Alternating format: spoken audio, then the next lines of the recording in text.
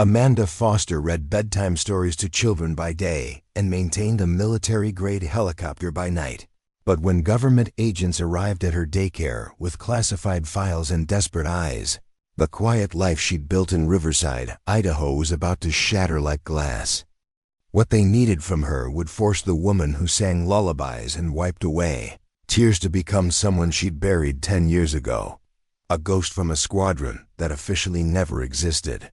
Before we jump back in, tell us where you're tuning in from, and if this story touches you, make sure you're subscribed, because tomorrow I've saved something extra special for you.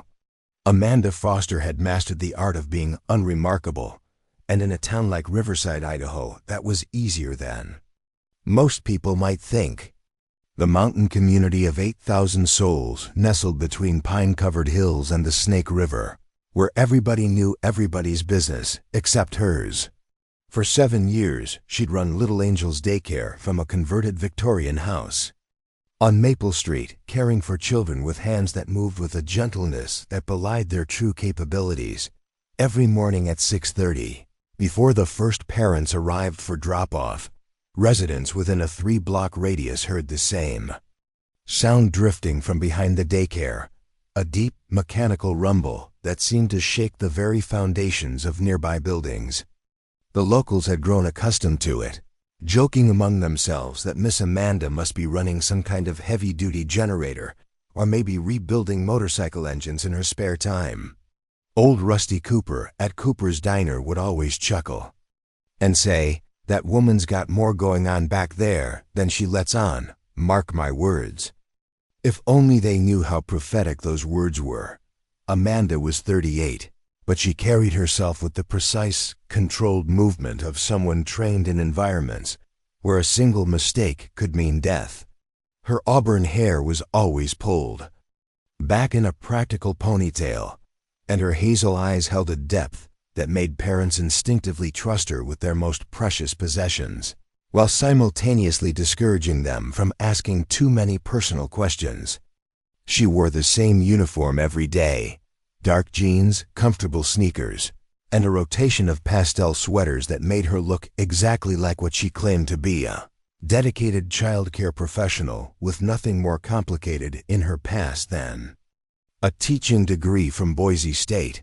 But there was something in the way she stood when the flag went up at the elementary school next door. Something in how her eyes automatically scanned rooflines and exit points whenever she entered a new building. Something in the way she could calm a screaming toddler with the same steady composure that had once allowed her to fly into enemy territory without her pulse rising above 60 beats per minute. The children adored her, naturally. There was something magical about Miss Amanda's ability to turn chaos into order, to make every child feel seen and protected. She remembered every birthday, every family emergency, every small triumph and fear. When 4-year-old Timmy Wilson had nightmares about monsters, Amanda taught him breathing techniques that worked remarkably well for such a young child. When Sarah Chun fell off the playground equipment and scraped her knee, Amanda's first aid was so professional that Sarah's mother, a registered nurse, commented that she'd never seen anyone clean and bandage a wound with such precision outside of a medical setting. What the parents didn't know was what sat hidden beneath the daycare's basement, accessible only through a concealed entrance behind the furnace room. The space had been carefully soundproofed and reinforced, transformed from a simple root cellar into something that would have made military engineers proud. Inside that hidden chamber sat an Airbus H-125 helicopter, its sleek form gleaming under LED work lights. Every system maintained to specifications that exceeded factory standards. Amanda had spent 3 years acquiring the aircraft through a complex web of legitimate salvage purchases, each component bought separately from different suppliers. The paper trail so convoluted that it would take federal investigators months to piece together. She'd rebuilt the entire bird from the ground up, installing modifications that officially didn't exist, enhanced navigation systems, improved fuel efficiency, defensive countermeasures, and communication equipment, that could tap into frequencies most civilians had never heard of. Etched discreetly inside the pilot's door, visible only to someone who knew where to look, was a single word: ghost. Every Sunday evening, after the last child had been picked up and the daycare settled into weekend quiet, Amanda would descend to her hidden sanctuary. She'd perform her weekly maintenance routine with the same methodical precision she brought to everything else in her carefully constructed life. But for 20 minutes each week, she would sit in the pilot's seat, hands resting on controls that felt like extensions of her own nervous system, staring at instrument panels that held memories she'd tried desperately to bury. In those moments, the mask she wore so carefully would slip just slightly. She wasn't Amanda Foster, beloved daycare provider and pillar of the Riverside community. She was someone else entirely, someone whose real name appeared on no public records, whose military service had been classified so far beyond top secret that acknowledging her existence could trigger international incidents. The townspeople had their theories, of course. They always did, in places small enough that a woman's privacy became everyone's puzzle to solve. Sheriff Maria Santos, who stopped by occasionally for coffee and to check on things, suspected Amanda might be in witness protection. There was something about her hyper-awareness, the way she always positioned herself with clear sight lines to exits, that suggested someone accustomed to danger. Rusty Cooper was convinced she'd fled an abusive marriage. He'd seen that particular brand of hard-won peace before.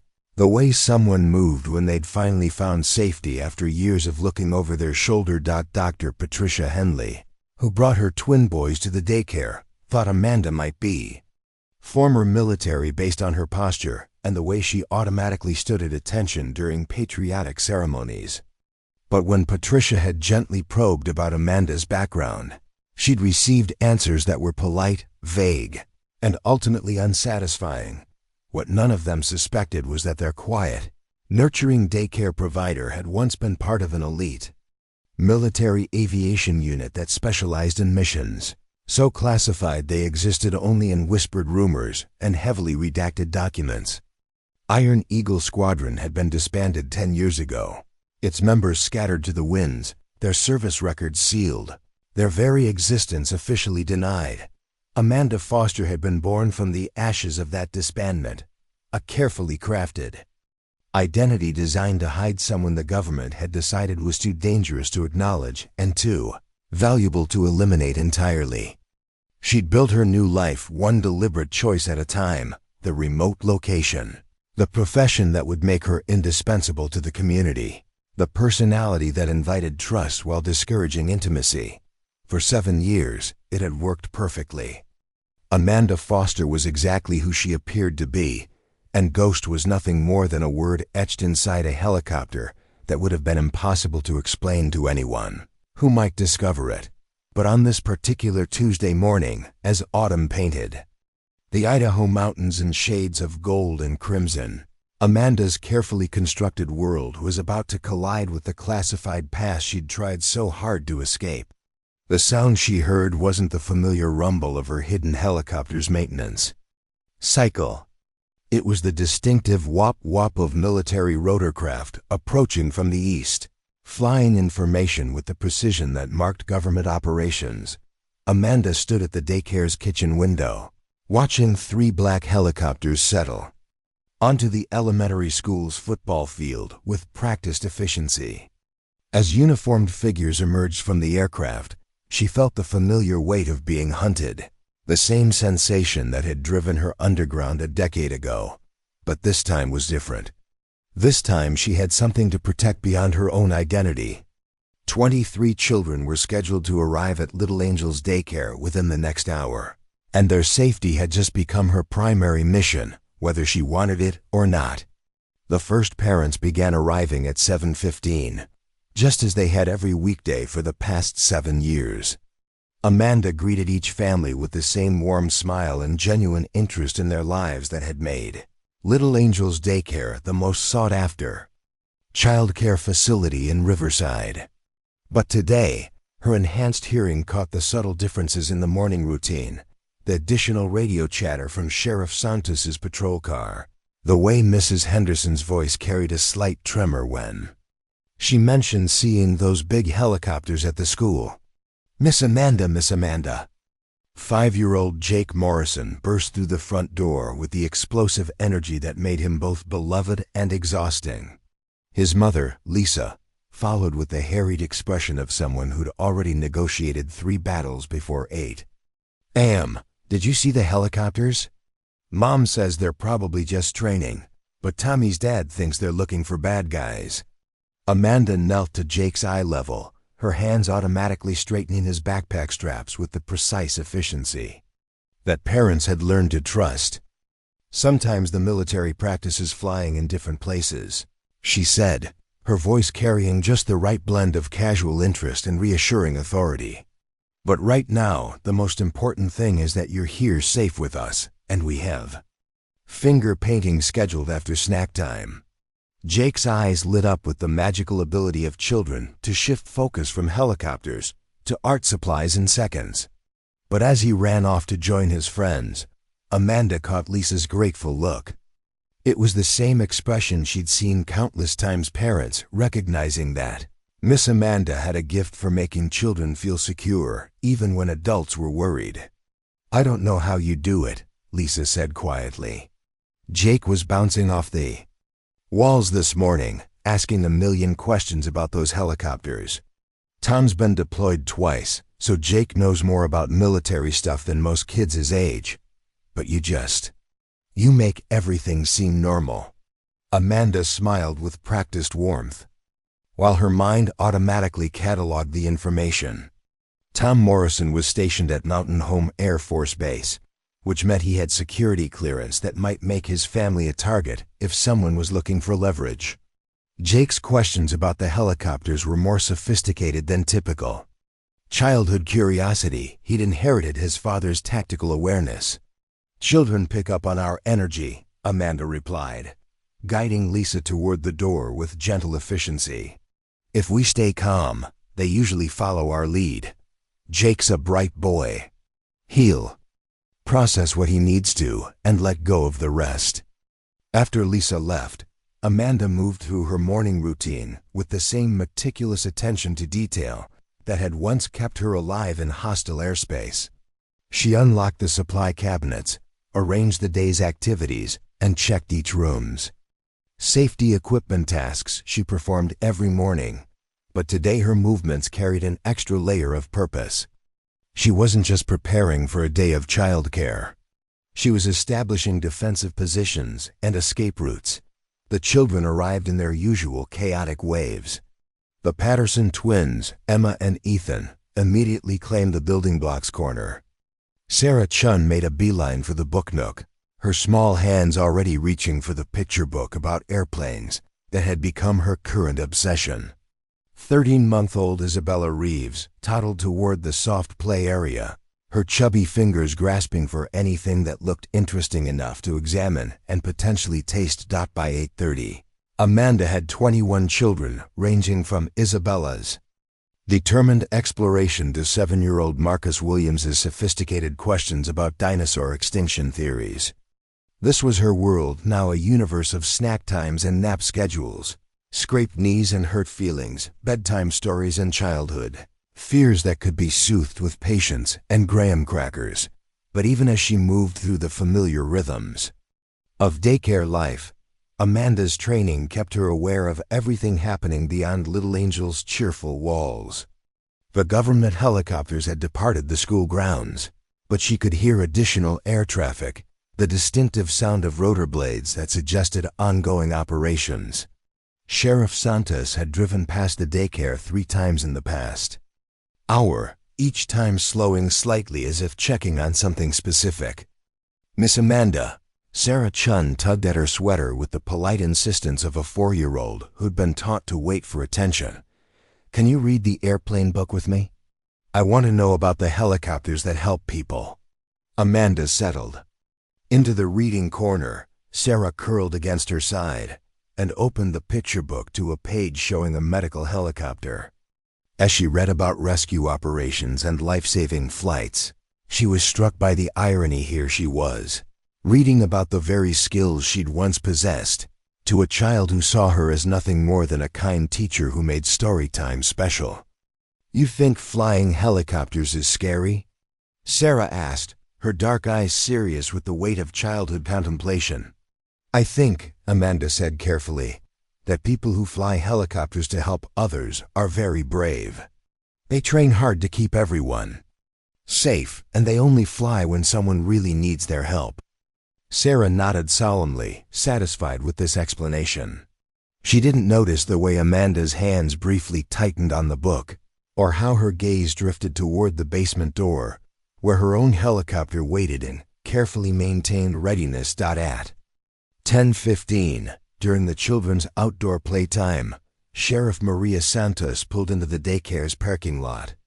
Amanda watched through the window as Maria sat in her patrol car for nearly 5 minutes, speaking into her radio with the focused intensity that suggested official business rather than a social call. When Maria finally approached the playground, her expression was carefully neutral, but Amanda read the tension in her shoulders, the way her eyes systematically scanned the area before focusing on the children. This wasn't a routine check-in. "Morning, Amanda," Maria called out, her voice carrying its usual warmth despite the underlying concern Amanda could detect. "How's everyone doing today?" "Same as always," Amanda replied, moving closer while keeping the children in her peripheral vision. "Though I noticed some excitement about those helicopters this morning. Training exercise?" Maria's hesitation lasted only a fraction of a second, but Amanda caught it. "Something like that. Listen, Amanda, I wanted to let you know there might be some federal agents in town today. Routine investigation, nothing that affects the community directly, but I always like to keep folks informed when there's additional law enforcement presence." The words were casual, but Amanda recognized the warning buried within them. Maria was telling her that federal agents were actively operating in Riverside, and that Amanda specifically needed to be aware of their presence. Whether Maria suspected Amanda's true background or was simply being professionally thorough, the message was clear: stay alert. "I appreciate the heads up," Amanda said. "Should I expect any changes to our normal routine?" "Not necessarily, but if anyone comes by asking questions, you don't have to answer anything without proper identification and warrants. Your rights don't disappear just because someone has a federal badge." After Maria left, Amanda continued supervising outdoor play with the same calm attention she always provided, but her mind was racing through contingencies. Federal agents in Riverside could be coincidence. The town was small enough that any investigation would be highly visible. But the timing, coming so soon after the military helicopter flyover, suggested something more targeted. As she pushed Marcus Williams on the swing set and helped Emma Patterson navigate the monkey bars, Amanda found herself mentally cataloging the defensive capabilities of Little Angels Daycare. The building's layout provided good sight lines and multiple exits. The basement access could be secured quickly. Most importantly, the hidden helicopter could be operational within minutes if circumstances required immediate evacuation. But evacuation to where? And how could she protect 21 children while maintaining the identity that had kept her safe for 7 years? The questions multiplied as the morning wore on, but Amanda's demeanor never changed. To the children, she remained the same Miss Amanda who kissed scraped knees and made the best chocolate chip cookies in Riverside. To any observer, she was simply a dedicated daycare provider going about her daily routine. Only the basement knew the truth about what Amanda Foster was really preparing for, and how quickly the woman who read bedtime stories could become someone else entirely if the children in her care were threatened. The black SUVs arrived at 11:47, just as Amanda was helping the children wash their hands before lunch. She spotted them through the kitchen window, 3 identical vehicles moving with a deliberate precision that marked federal operations. No license plates visible from her angle, tinted windows that revealed nothing about the occupants, and a formation pattern that suggested military training rather than civilian law enforcement. Amanda's pulse remained steady at 62 beats per minute, the same physiological control that had once allowed her to fly combat missions without her body betraying the stress to her instruments. But her mind was already shifting into tactical mode, calculating response times, exit strategies, and the defensive capabilities of a daycare center that had never been designed to protect against government-level threats. Miss Amanda, 7-year-old. Marcus Williams appeared at her elbow, his dinosaur print shirt dusted with playground sand. There are more cars like the ones on TV shows where the FBI catches bad guys. Amanda knelt to Marcus's eye level, her hands steady as she helped him roll up his sleeves for hand washing. Sometimes grown-ups have important meetings in different places, she said, her voice carrying the same calm authority that had made parents trust her with their children's safety. Our job is to focus on getting ready for lunch. Can you help me make sure everyone gets to the bathroom before we eat? Marcus nodded seriously, accepting the responsibility with the grave importance that 7-year-olds brought to adult-assigned missions. As he herded his younger classmates toward the bathroom, Amanda moved through the daycare's main room, her eyes automatically cataloging positions and possibilities. 21 children between the ages of 13 months and 7 years. Multiple exits, but all leading to open ground where they'd be vulnerable. The basement access was concealed, but not secure enough to protect this many people if things went wrong. The knock on the front door came at exactly noon. 3 measured raps that carried an authority no parent or delivery person would ever use. Amanda glanced around the room one final time, children seated at their small tables, lunch portions distributed, the normalcy of daycare life continuing exactly as it should. Then she walked to the door, her movements controlled and purposeful. Through the peephole, she saw a man in his early 40s wearing a dark suit that screamed federal agent, despite its efforts to look unremarkable. Behind him, 2 more men flanked the entrance while additional figures remained visible near the vehicles. Professional positioning, textbook approach patterns, and the kind of coordinated movement that suggested extensive training in situations where resistance might be expected. Amanda opened the door with the same warm smile she used for every visitor to Little Angels Daycare. "Good afternoon. How can I help you?"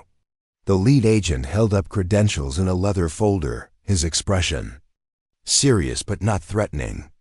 "Ma'am, I'm Agent Robert Chun with the Department of Defense. This is Agent Harris and Agent Morrison. We'd like to speak with you about a matter of national security." The irony of his name wasn't lost on Amanda Chun, the same surname as 4-year-old Sarah, who was currently eating apple slices at table 3. But Agent Chun's bearing and the way he held his credentials suggested this was no coincidence. Someone had done their homework about Little Angels Daycare, about the children in her care, about the psychological pressure points that might motivate her cooperation. "I'm not sure how I could help with national security matters," Amanda replied, maintaining her position in the doorway. "I run a daycare center. My expertise is in child development and early education." Agent Chun's smile was practiced and cold. "Ms. Foster, we both know that's not entirely accurate. May we come inside? This conversation would be better conducted privately."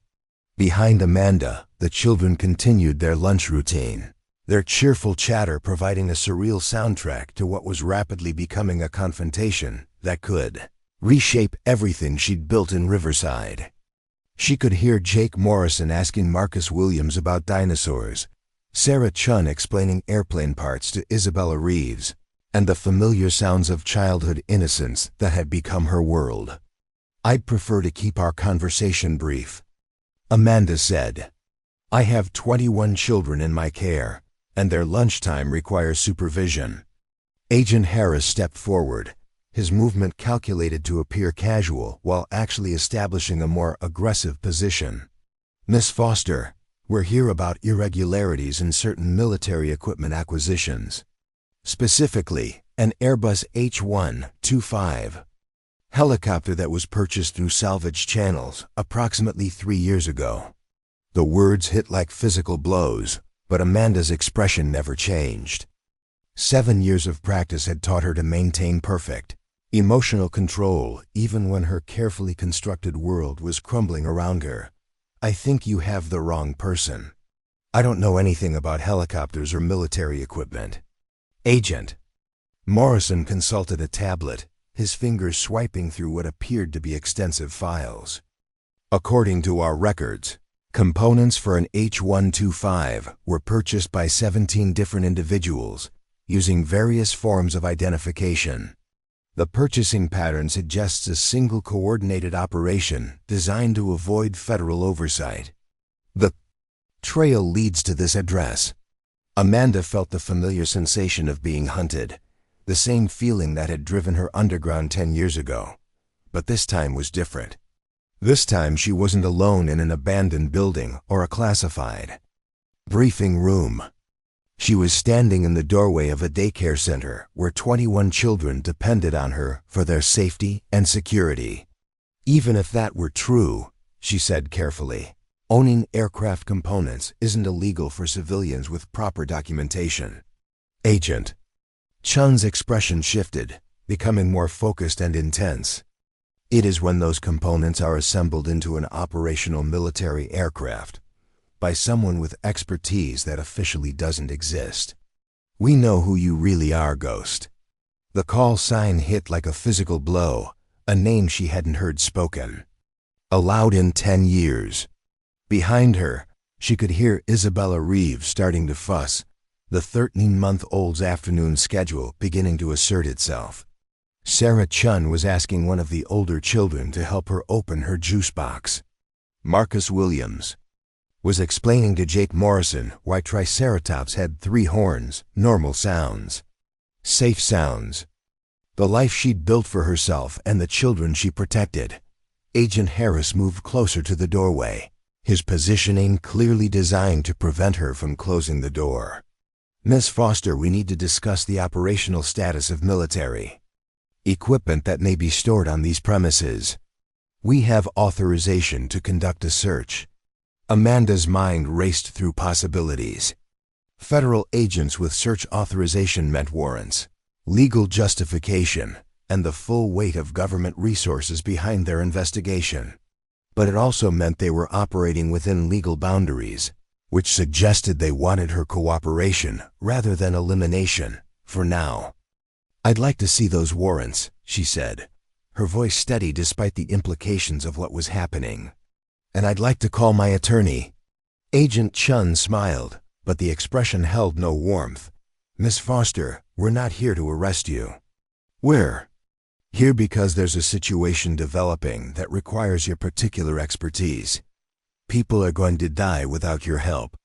The familiar hook.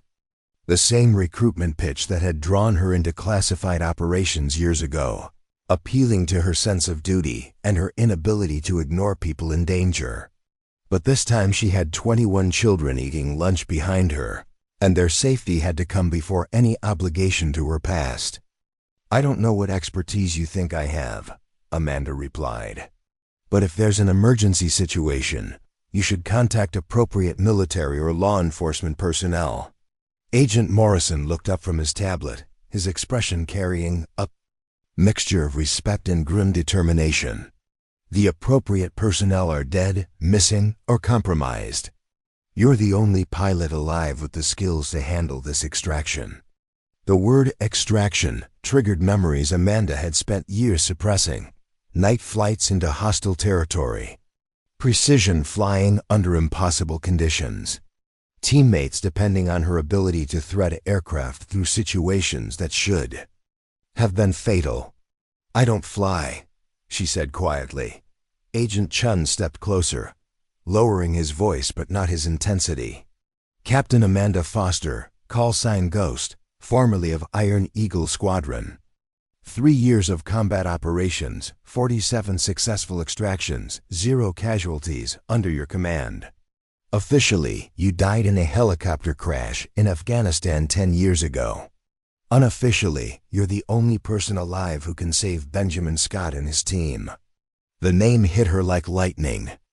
Benjamin Scott, her former wingman, the young pilot she'd trained, the man who'd saved her life twice and whose family had become her surrogate family during the darkest period of her military service. If Ben was in trouble, if he needed extraction, then the past hadn't just found her. It was calling in a debt she'd never be able to ignore.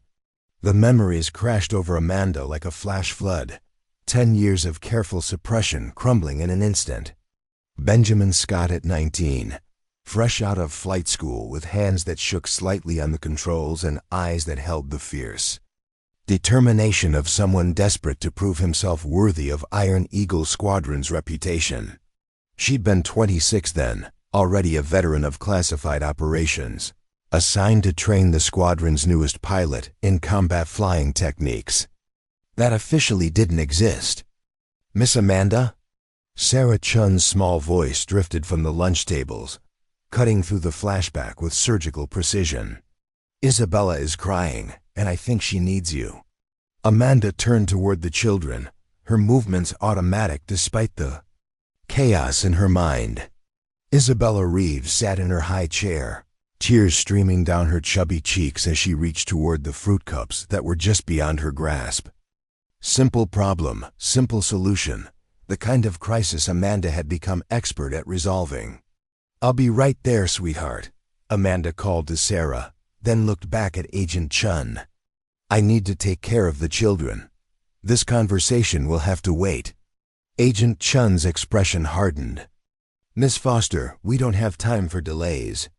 Benjamin Scott's team has been compromised in hostile territory. Their extraction window closes in 8 hours, and weather conditions are deteriorating rapidly." Amanda moved toward Isabella's high chair, her hands steady as she adjusted the toddler's position and placed the fruit cup within reach. But her mind was racing through the implications of what Agent Chun had revealed. Benjamin Scott was 31 now, no longer the uncertain young pilot she'd trained, but a seasoned operator who'd inherited her ability to fly missions that existed in the gray areas between official policy and necessary action. If Ben was in trouble, real trouble, the kind that required her specific skills, then he was probably involved in the same type of operations that had ultimately destroyed Iron Eagle Squadron. "Where?" she asked quietly, not looking at the agents but continuing to tend to Isabella's needs. Agent Morrison consulted his tablet.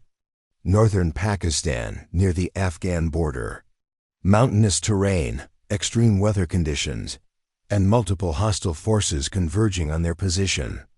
Amanda lifted Isabella from her high chair, settling the toddler on her hip with the practiced ease of someone who'd spent 7 years caring for children.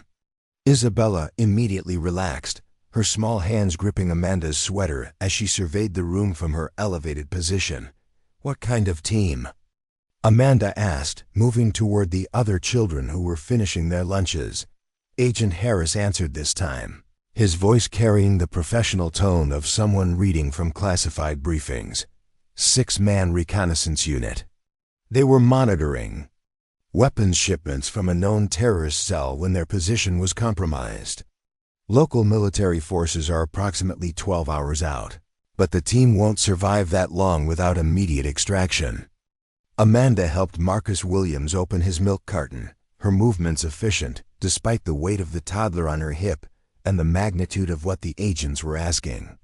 Iron Eagle Squadron had been disbanded precisely because operations like this one inevitably went wrong, leaving American service members stranded in situations where official rescue attempts would create international incidents. "Why can't regular military handle the extraction?" she asked, though she already knew the answer.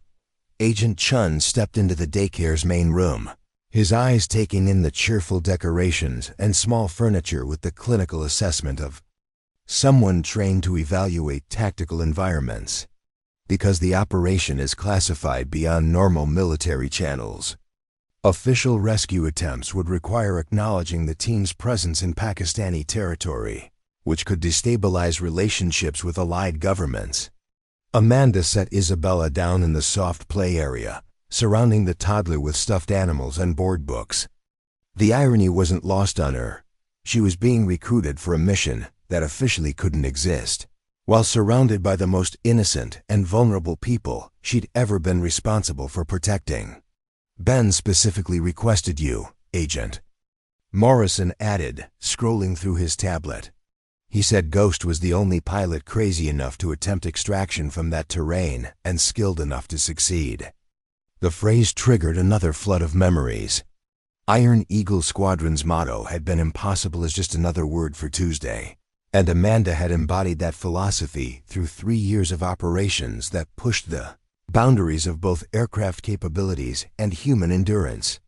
She'd extracted diplomats from embassy rooftops during civil wars, inserted special operations teams into areas that didn't appear on official maps, and flown supply runs to forward bases that existed only in classified reports.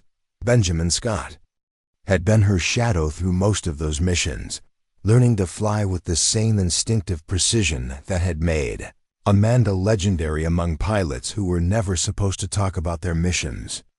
By the time Iron Eagle Squadron was disbanded, Ben could thread a helicopter through mountain passes in zero visibility, while maintaining perfect formation and radio silence.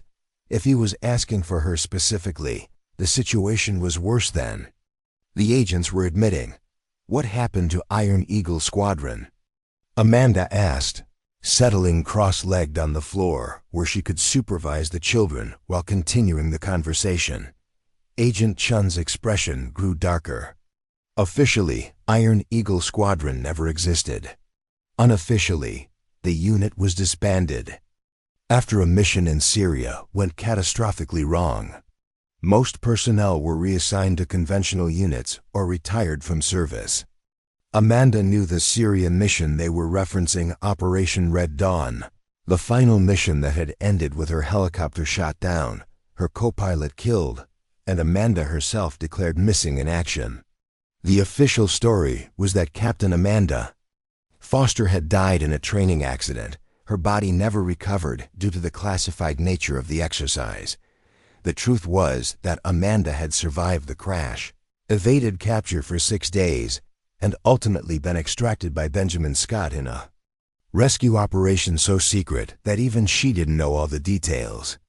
But the incident had exposed Iron Eagle Squadron's existence to hostile intelligence services, making continued operations impossible. The squadron had been disbanded within a week. Personnel records were classified or destroyed. Most members were given new identities and assignments that would distance them from their previous work. Amanda had been offered the chance to transfer to a conventional unit, but the Syria mission had left her with injuries, both physical and psychological, that made continued military service impossible. So Amanda Foster had officially died. And the woman who would eventually become a daycare provider in Riverside, Idaho, had been born in a classified debriefing room with a new social security number and a carefully constructed background that would never raise questions. "How many Iron Eagle Squadron members are still alive?" Amanda asked. Agent Morrison's fingers moved across his tablet. "That information is classified, but we can confirm that Benjamin Scott remained in active service after the squadron's disbandment. He's been involved in classified operations throughout the Middle East and Central Asia." Amanda stood up, moving to help Jake Morrison clean up his lunch area while keeping the agents in her peripheral vision. The children were beginning to show signs of afternoon energy, the restlessness that preceded nap time and required careful management to prevent chaos. "I don't fly anymore," she said finally. "I haven't been in a cockpit in 10 years. Agent Chun smiled grimly. "Ms. Foster, we have satellite imagery of an H-125 helicopter conducting flight operations from this location as recently as 2 weeks ago. Night flights, low altitude, navigation patterns that suggest someone maintaining proficiency in advanced combat flying techniques." Amanda felt a chill that had nothing to do with the daycare's air conditioning. They'd been watching her, documenting her maintenance flights, probably recording everything she did in the basement facility she'd thought was completely secure. "Ben Scott is going to die," Agent Harris said quietly, along with 5 other American service members. "Without immediate extraction, they'll be captured by hostile forces or killed in place. You're the only pilot alive with the skills and equipment necessary to reach them." Amanda looked around the daycare, at Isabella playing with her stuffed animals, at Sarah Chun showing Marcus Williams how to fold his napkin properly, at Jake Morrison building an elaborate structure with wooden blocks. These children trusted her to keep them safe, to maintain the stable, nurturing environment that had become their second home. But Benjamin Scott had once trusted her with his life, and she'd made promises to him that transcended her current responsibilities. "If I agree to this," she said carefully, "what happens to the children? What happens to Little Angels Daycare?" Agent Chun reached into his jacket and produced a folded document. "We've arranged for temporary licensed child care providers to maintain operations during your absence. The children will be told you're attending a family emergency. All expenses will be covered by federal funding." Amanda took the document, scanning the official letterhead and authorizations. They'd planned for every contingency, anticipated every objection she might raise. This wasn't a recruitment. It was a carefully orchestrated operation designed to eliminate her ability to refuse. "How long?" she asked. 12 hours, Agent Morrison replied. 6 hours flight time to the extraction point, maximum 2 hours on the ground, 6 hours return flight. You'll be back before the children wake up from their afternoon naps tomorrow." Amanda looked at the children one more time, memorizing their faces as they prepared for the nap time routine that had structured their days for years. Then she walked to the basement door, her decision crystallizing with each step. "I'll need 30 minutes to prepare," she said, "and I fly alone." The basement transformation began the moment Amanda descended the concealed staircase, her footsteps echoing in the soundproof chamber that had been her sanctuary for 7 years. The cheerful chaos of Little Angels Daycare seemed like another world as she stood before the Airbus H125, its sleek form gleaming under LED work lights that automatically activated when she entered the space dot above her. She could hear the temporary child care providers arriving, 2 women from the state's emergency placement service, who would maintain the daycare's routines while she flew into hell to save Benjamin Scott. The children's voices drifted through the soundproofing, muffled but recognizable. Sarah Chun asking about Miss Amanda's family emergency. Marcus Williams explaining to Isabella Reeves why some grown-ups had to go away to help other people. Amanda moved through her pre-flight checklist with muscle memory that transcended the 10-year gap since her last combat mission. Fuel systems, hydraulics, navigation equipment, communication arrays, every component had been maintained to specifications that exceeded military standards because she'd known this day would eventually come. Not the specific details, not the faces or the location, but the moment when her past would demand payment for the life she'd built in hiding. Her flight suit hung in a climate-controlled locker, pressed and ready despite never being worn outside this hidden chamber. As she changed from her daycare clothes, the comfortable sweaters and practical shoes that made her look like exactly what she claimed to be, Amanda felt the familiar transformation that came with putting on the uniform of her true profession. The woman who read bedtime stories was disappearing, replaced by someone whose hands could guide aircraft through situations that should have been fatal. Agent Chun descended the stairs as Amanda was conducting her final systems check, his expression shifting from professional skepticism to genuine surprise as he took in the basement facility. The space was more sophisticated than most military hangars, computer terminals displaying real-time weather data, satellite communication equipment, and maintenance tools that suggested someone with unlimited resources and absolute dedication to operational readiness. "Impressive setup," he admitted, running his fingers along the helicopter's armored hull. Military contractors would bid millions for a facility like this. Amanda didn't respond, focused on programming navigation waypoints for a flight path that would take her across international boundaries without appearing on any official radar systems. The route she was plotting would thread between commercial air corridors and military patrol zones, using terrain masking and weather patterns to remain invisible to detection systems that could trigger international incidents. "The mission parameters," she said without looking up from her displays. "I need everything terrain analysis, enemy positions, extraction site coordinates, and intelligence on hostile forces in the area." Agent Chun consulted his secure tablet, transferring encrypted files to Amanda's navigation system. Benjamin. Scott's team is positioned in a valley approximately 40 kilometers northeast of Peshawar. The terrain is mountainous, with peak elevations exceeding 4,000 meters. Weather reports indicate severe thunderstorms moving through the area, with visibility dropping to near zero and wind speeds gusting above 60 knots.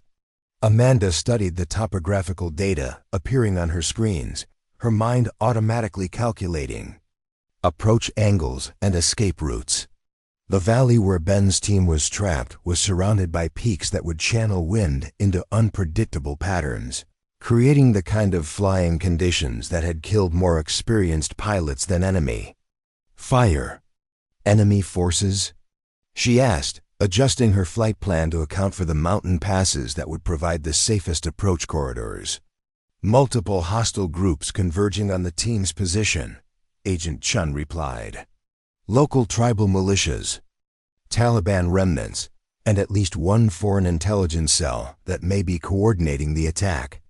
Estimated force strength is between 40 and 60 armed combatants with heavy weapons, including RPGs and anti-aircraft missiles." Amanda felt the familiar calm that preceded high-risk operations, her pulse steady despite the magnitude of what she was preparing to attempt. 60 hostile combatants in mountainous terrain during a thunderstorm, the kind of mission that Iron Eagle Squadron had specialized in precisely because conventional military units couldn't survive the conditions. "Communication protocols?" she asked, powering up the helicopter's advanced radio systems.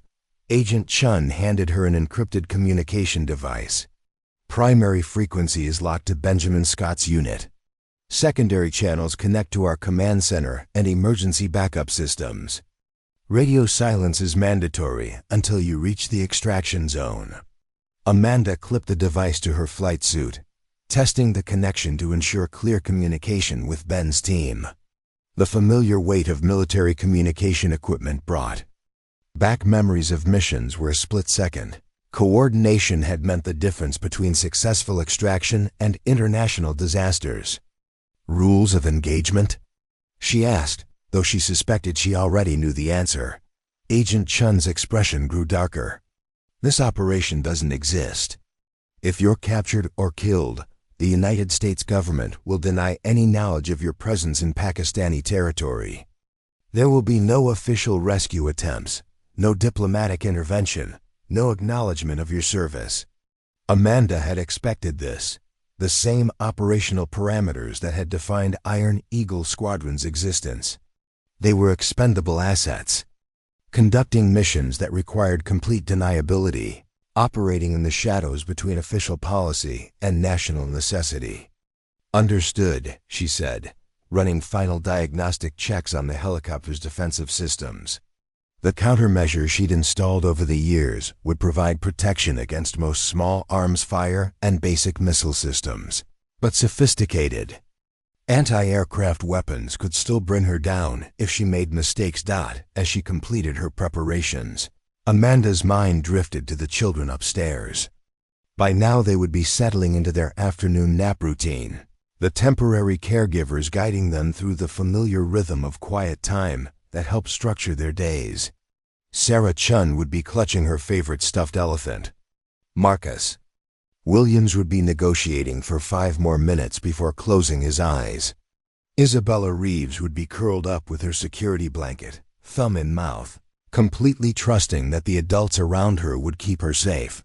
The weight of that trust pressed against Amanda's chest as she sealed the basement chamber and started the helicopter's engines. She was abandoning her responsibilities to 21 children who depended on her, flying into a combat zone to save people who had chosen the risks that came with classified operations. But Benjamin Scott had never chosen his risks. He'd been 19 when Iron Eagle Squadron recruited him, young enough to believe in the nobility of classified service and inexperienced enough to think that survival was guaranteed for people who followed orders and maintained their skills. Amanda had trained him, shaped his flying abilities, and made promises about bringing him home from every mission. Some promises transcended time, distance, and the life she'd built in hiding. The Airbus H-125 lifted off from the hidden basement facility with the smooth precision of an aircraft maintained by someone who understood that mechanical perfection was the difference between successful missions and memorial services. As Amanda climbed through the Idaho mountains, she felt the familiar rush of flying something that shouldn't be able to fly, of pushing aircraft and pilot beyond conventional limitations toward objectives that existed only in classified briefings. Below, her Riverside continued its quiet existence, unaware that their beloved daycare provider was disappearing into storm clouds with enough firepower to level city blocks and the skills to use it precisely where needed. Agent Chun's team would maintain surveillance of Little Angels Daycare, ensuring that Amanda's cover story remained intact and that no one asked uncomfortable questions about where Miss Amanda had really gone. But in the cockpit of a helicopter, racing toward international boundaries, Amanda Foster was disappearing entirely. Replaced by Ghost, the pilot who had once been legendary for bringing people home from missions that officially never happened. The extraction coordinates appeared on her navigation display as she crossed into Canadian airspace, beginning the long flight toward mountains where Benjamin Scott was waiting for a miracle that only she could provide. Behind her, Idaho receded into memory, and ahead lay the kind of mission that had once defined her existence before. She'd learned to love bedtime stories and finger painting more than the adrenaline rush of impossible flying, but some debts could only be paid in the currency they were borrowed in, and Amanda owed Benjamin Scott a debt that had been accumulating interest for 10 years. Preparing and narrating this story took us a lot of time, so if you are enjoying it, subscribe to our channel. It means a lot to us. Now back to the story. The storms hit Amanda's helicopter as she crossed into Pakistani airspace, 14 hours, into a flight that had taken her across 3 continents and through weather systems that would have grounded commercial aviation for weeks. Lightning illuminated the cockpit in stroboscopic flashes, each burst revealing instrument readings that confirmed what she already knew. She was flying into conditions that existed at the absolute edge of what aircraft and pilot could survive. Encrypted radio crackled with Benjamin Scott's voice, older and rougher than she remembered, but unmistakably him. "Ghost, this is Eagle 6. Please tell me that's really you cutting through this weather like it's a Sunday afternoon flight." Amanda smiled despite the situation, adjusting her flight controls to compensate for wind shear that would have torn apart less robust aircraft. "Eagle 6, this is Ghost. I'm 10 minutes out from your position. What's your situation?" 6-man team, 1 critically wounded, surrounded by approximately 50 hostiles with heavy weapons. "We're in a valley that's basically a kill box, no cover, no escape routes, and they've got RPGs positioned on the high ground." Amanda studied her terrain mapping display, noting the mountain peaks that surrounded the valley like the walls of an amphitheater. The extraction site was at the bottom of a natural funnel where enemy forces could concentrate fire from multiple elevated positions. It was exactly the kind of tactical nightmare that Iron Eagle Squadron had specialized in resolving. "Eagle 6, mark your position with IR strobes. I'm coming in fast and low." "Negative, Ghost. It's too dangerous. They've been firing on anything that moves, and this storm is making visibility near zero. This is a one-way trip." Amanda pulled the helicopter into a dive that should have been impossible in the current weather conditions, using the storm itself as camouflage while she descended toward the valley floor. Eagle 6, you should know better by now. Ghost doesn't do one-way trips. Through her night vision systems, she could see muzzle flashes scattered across the valley. Benjamin's team fighting for their lives while enemy forces closed in from 3 directions. The wounded man Ben had mentioned was probably slowing their movement, making them sitting targets for anyone with patience and ammunition. Ghost, they've got Stinger missiles. I repeat, they have anti-aircraft capability. You cannot land here. Amanda armed her defensive systems, chaff, flares, and electronic countermeasures. That would confuse heat-seeking missiles but couldn't help her if someone got lucky with a well-aimed RPG. The valley was opening up ahead of her, and she could see the infrared strobes that marked Benjamin's position. Who said anything about landing? She transmitted, pulling the helicopter into a hover 20 feet above the rocky ground. The rotor washed from her. Aircraft flattened everything within a 50-meter radius, turning the valley floor into a whirlwind of dust and debris that immediately drew enemy fire. Tracer rounds streaked past her cockpit, and she could hear the distinctive sound of bullets sparking off her armored hull. But the helicopter held steady, her hands working the controls with muscle memory that transcended conscious thought. Through the chaos of spinning rotors and gunfire, she watched Benjamin's team sprint toward her aircraft. The wounded man was carried between 2 others while the remaining 3 provided covering fire with the calm precision that marked elite operators.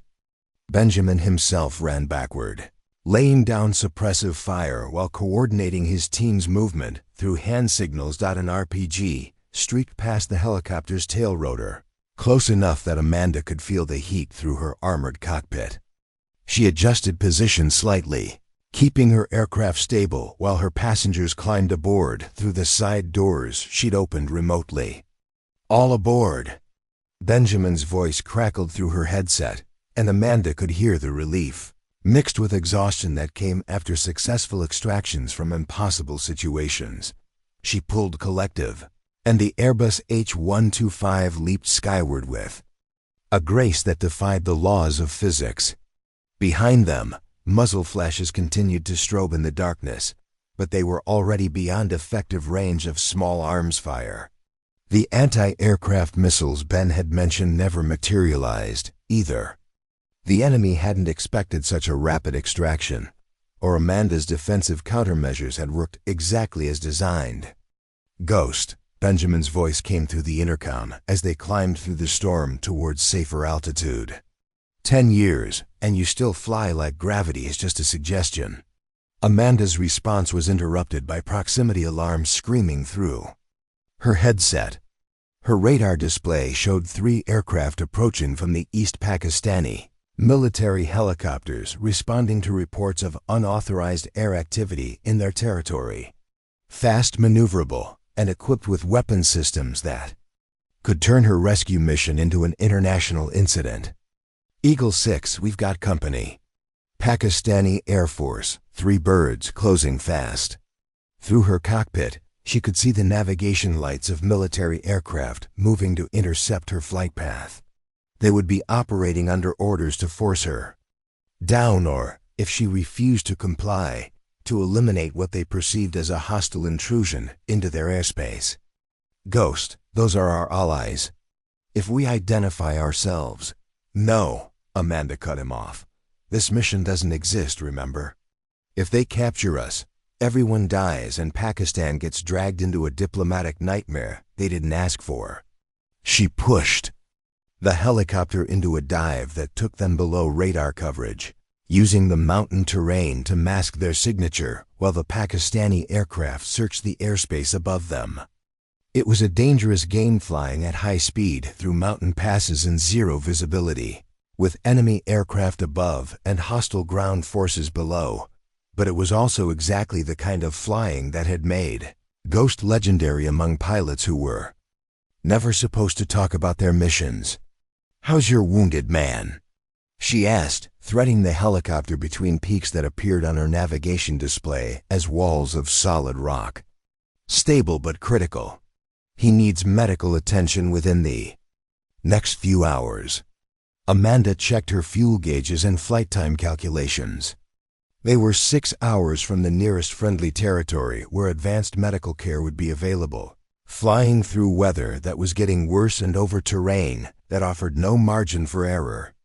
Eagle 6, tell me about the mission that went wrong. What were you really doing in that valley? Benjamin's pause was longer than tactical communication protocols recommended. Intelligence gathering. We were tracking weapons shipments from a known terrorist cell when someone fed our position to every hostile group in the province. Amanda felt the chill that came with recognition of familiar patterns. Someone betrayed you, from inside. That's what we think. But we won't know for sure until we get back to analyze the communication intercepts our tech specialist recorded before the attack started. The Pakistani military helicopters were still searching for them, their searchlights sweeping across mountain peaks while Amanda flew through valleys that didn't appear on their charts. But she could hear something else in Benjamin's voice, a tension that suggested the betrayal went deeper than tactical information being leaked to enemy forces. Ben, there's something you're not telling me. Another long pause, filled only by the sound of rotor blades cutting through storm-laden air. Ghost, how much do you know about what happened to Iron Eagle Squadron after you disappeared? Amanda's blood went cold. She'd assumed the squadron's disbandment had been the end of the story, that surviving members had been reassigned to conventional units where their classified skills would gradually be forgotten by bureaucrats who preferred simple organizational charts.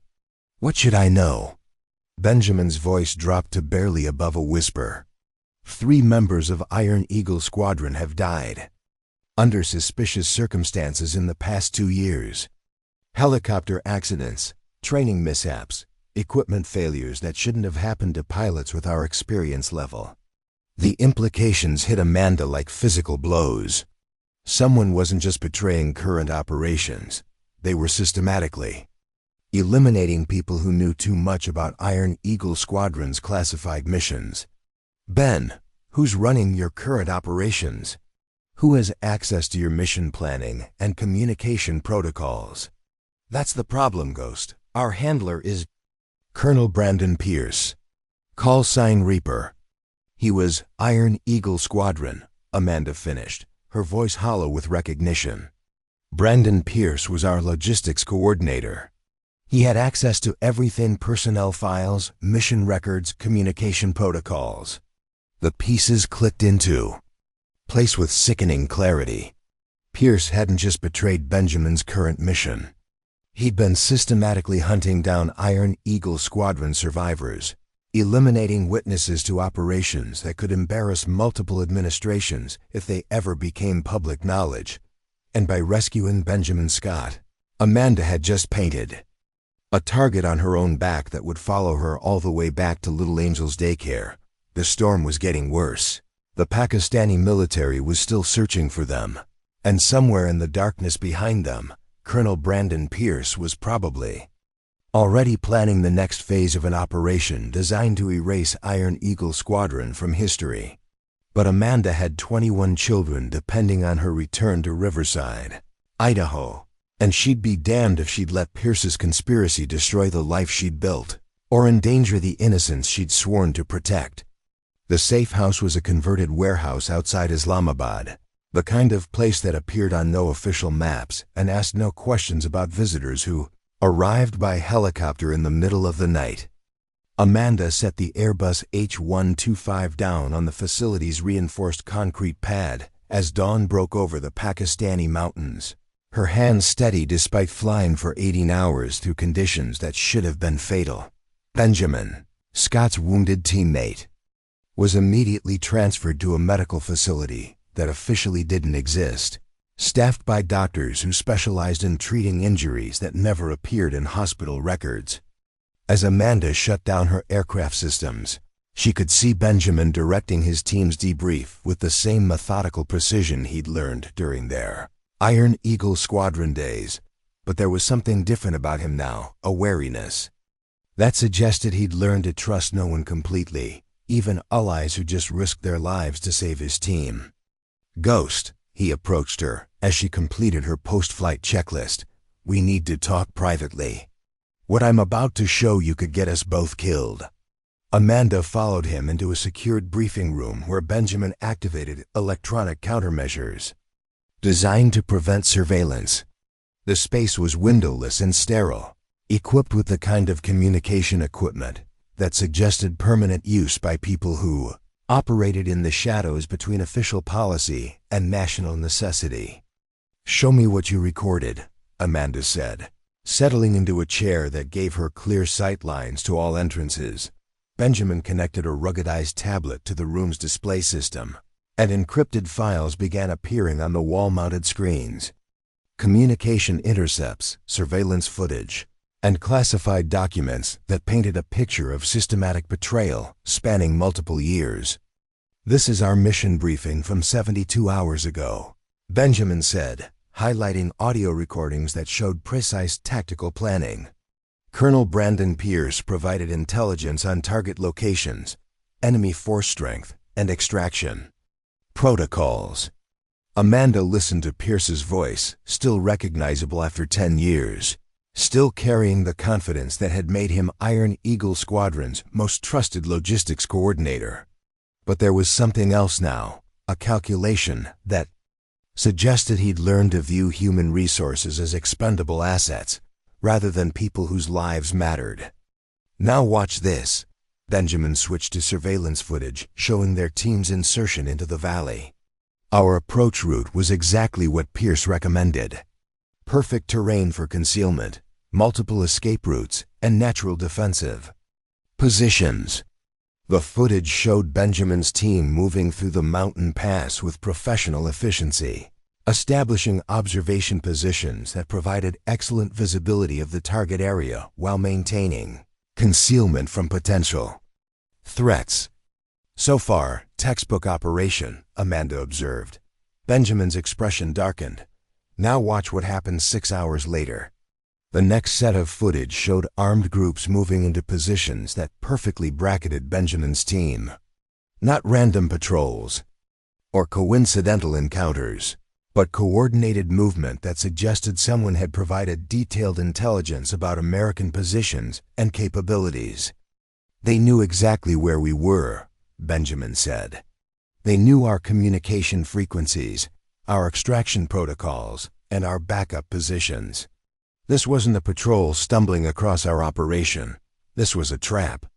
Amanda studied the tactical analysis overlaying the surveillance footage. The enemy forces had moved with precision that indicated detailed briefings on American operational procedures, positioning themselves to create the exact kill box scenario that would require high risk extraction. How many people had access to your mission planning? She asked. Benjamin consulted his files. 5 individuals. 3 field commanders who needed tactical oversight. 1 intelligence analyst who provided target assessment. And Colonel Brandon Pierce, who coordinated overall operational security. Amanda felt the familiar chill that came with recognizing patterns that meant people were being systematically eliminated. Ben, show me the files on Iron Eagle Squadron deaths you mentioned during the extraction. The next series of documents made Amanda's blood run cold. Captain Michael Torres, helicopter crash during routine training exercise. Lieutenant Sarah Williams, equipment failure during night flight operations. Major David Chun, aircraft malfunction that resulted in fatal crash during classified mission. All 3 had been Iron Eagle Squadron pilots. All 3 had died in incidents that shared identical characteristics, mechanical failures that shouldn't have happened to aircraft maintained by the most experienced personnel during operations that provided perfect cover for elimination without investigation. Pierce had access to personnel files for all of them, Benjamin said. He knew their current assignments, their operational schedules, and their aircraft maintenance records. Amanda studied the incident reports. noting details that would have been invisible to investigators without Iron Eagle squadron experience. These weren't accidents. Someone with detailed knowledge of our aircraft and procedures sabotaged these missions. Benjamin nodded grimly. There's more. Pierce has been feeding information to a network of foreign intelligence buyers who specialize in American military capabilities. The same people who paid to have your location compromised yesterday. The final piece of evidence was a series of financial records showing payments from overseas accounts to companies that Pierce controlled through shell corporations. Millions of dollars in exchange for classified information about American special operations capabilities, personnel locations, and operational procedures. He's not just eliminating Iron Eagle squadron survivors, Amanda realized. He's monetizing everything we ever did, selling our secrets to the highest bidders while making sure no one who could expose him remains alive. Benjamin activated a secure communication terminal. Ghost, I need to show you something else. Pierce didn't just sell information about yesterday's mission. He sold information about you. The screen displayed intercepted communications between Pierce and unidentified foreign contacts. Details about Amanda's location in Riverside, Idaho. Photographs of Little Angels Daycare. Intelligence assessments of the children in her care and how they could be used as leverage against a pilot who'd become inconveniently hidden. Ben, he knows where I live. He knows about the daycare, about the children. Amanda's voice remained steady, but Benjamin could see the calculation behind her eyes. The mental shift from protective parent figure to someone whose training included scenarios where innocent civilians became tactical considerations. It gets worse, Benjamin said. According to these intercepts, Pierce has been planning this operation for months. Your extraction of my team wasn't a rescue mission. It was bait designed to flesh you out of hiding and confirm your location. Amanda studied the operational timeline, noting how every element of the past 24 hours had been choreographed to achieve specific objectives. Agent Chun's visit to the daycare hadn't been about recruiting her assistants.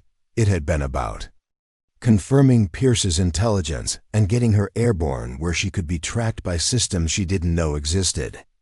The federal agents who came to my daycare, she said. Were they legitimate? Benjamin's expression grew darker.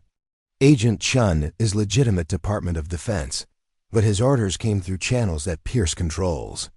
Chun probably believes he was conducting an authorized recruitment operation.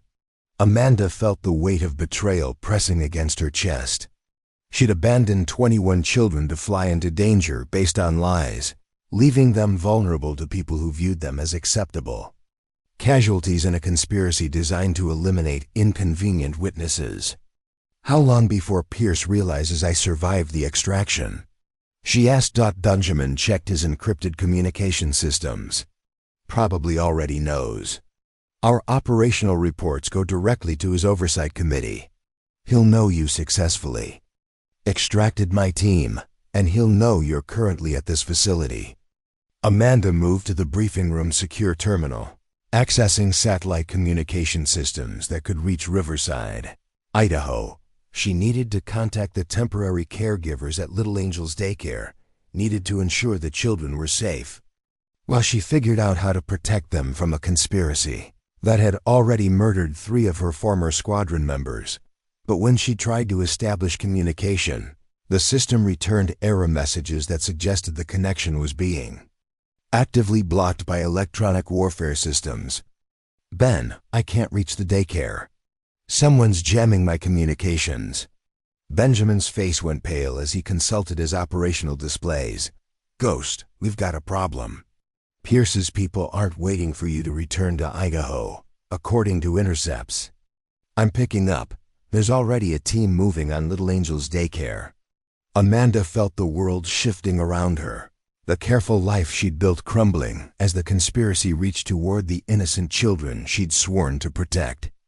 Pierce wasn't just hunting Iron Eagle squadron survivors. He was using their deepest loyalties against them, turning their protective instincts into weapons. How long? She asked, moving toward the door with the controlled urgency that marked someone shifting into combat mode. Benjamin was typing rapidly, accessing real-time intelligence feeds that showed government vehicles moving through Riverside, Idaho. 6 hours, maybe less. They're telling the locals it's a federal investigation related to your disappearance. But the operational profile suggests elimination rather than arrest. Amanda looked back at her helicopter, calculating flight times and fuel requirements for a journey that would take her across the world to protect people who didn't even know they were in danger. Ben, I need you to do exactly what I tell you. No questions, no deviations. Benjamin nodded, recognizing the tone that had once coordinated Iron Eagle squadron missions through impossible circumstances. We're going to give Pierce exactly what he wants, Amanda said. A ghost squadron pilot out in the open, making herself an irresistible target. As she walked toward her aircraft, Amanda felt the familiar transformation that came with accepting missions that existed at the intersection of duty and suicide.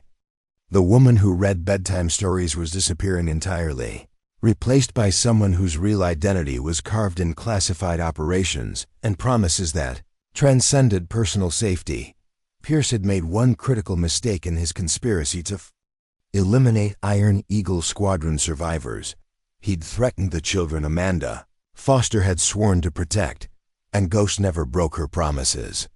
The Airbus H-125 lifted off from the Pakistani safe house with modifications that Benjamin Scott had never seen before: additional fuel tanks, enhanced communication arrays, and defensive systems that suggested Amanda had been preparing for exactly this kind of global chase for years. As they climbed through the dawn sky, Benjamin realized he was no longer a passenger being extracted from danger.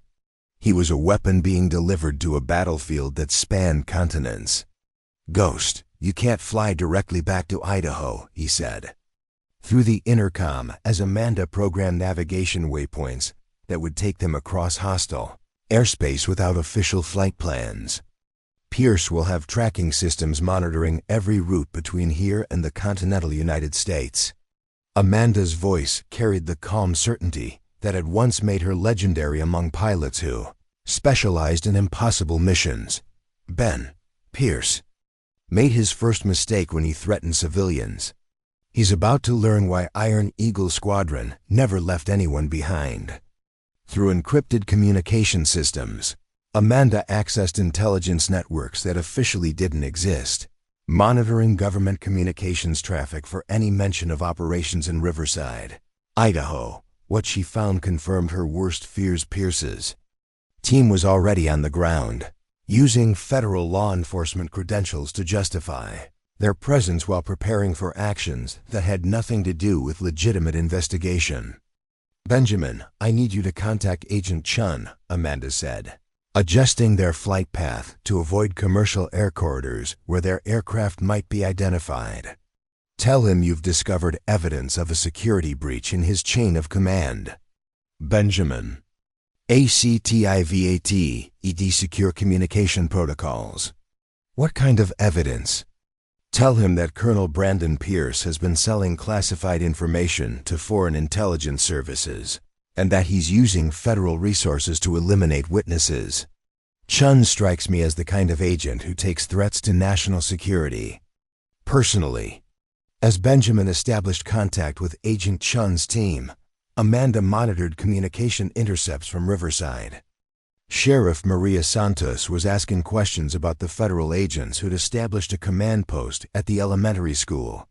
Local parents were calling Little Angels Daycare, concerned about reports of security investigations affecting their children's safety. Most importantly, the temporary caregivers Amanda had trusted to protect the children were reporting unusual activity: unmarked vehicles conducting surveillance of the daycare, federal agents asking detailed questions about Amanda's background and daily routines, and communication equipment that suggested the facility was under active monitoring. Agent Chun confirms that Pierce's authorization for the Idaho operation came through channels that bypassed normal oversight, Benjamin reported. But Chun can't intervene without concrete evidence of criminal activity. Amanda smiled grimly as she pushed the helicopter's engines beyond recommended operational limits, trading mechanical longevity for speed that would get her to Idaho before Pierce could eliminate the witnesses to his conspiracy. Ben, open the evidence package you recorded during yesterday's mission. Everything Pierce said, everything he authorized, every communication protocol he provided. Benjamin accessed the encrypted files his team had compiled, discovering that their routine mission documentation contained evidence of Pierce's betrayal. Communication intercepts showing Pierce coordinating with hostile forces, financial records indicating payments for intelligence, and tactical analyses proving that their mission had been deliberately compromised. Ghost, this is enough to bring down Pierce's entire network, Benjamin said, reviewing the evidence that could expose years of systematic espionage and murder. But only if we survive long enough to deliver it to the right people. Amanda checked her fuel consumption and flight time calculations. They were 12 hours from Idaho, flying through airspace where their unauthorized presence could trigger international incidents. But Pierce's team had a 6-hour head start, and they were operating with federal authority that would allow them to eliminate threats without local interference.